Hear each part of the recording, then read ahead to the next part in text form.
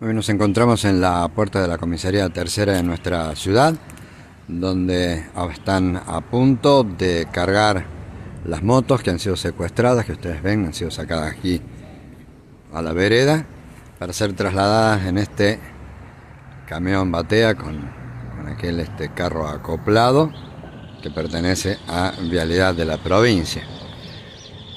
Estas motos estaban todas con indicaciones judiciales por secuestro, por ejemplo esta que ustedes ven acá, que tiene allí,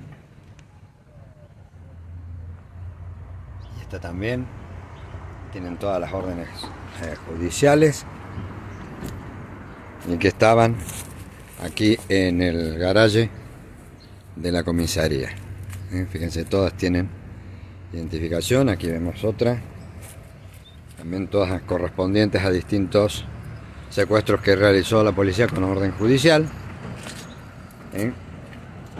Algunas completamente desarmadas, y para lograr vaciar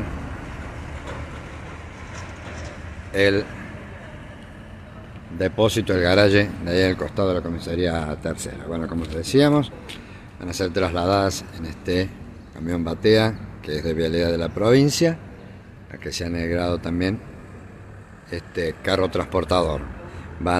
Esto es una determinación del Ministerio de Seguridad, y van a ser llevadas al depósito judicial de Santa Emilia.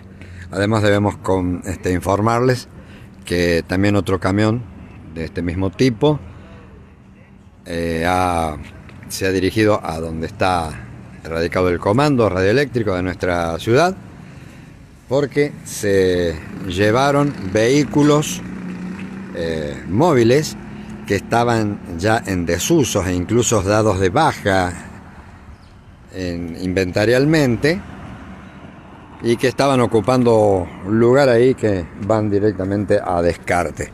Así que estos vehículos también han sido remitidos, decimos, al depósito judicial de Santa Emilia, los vehículos móviles policiales de desuso.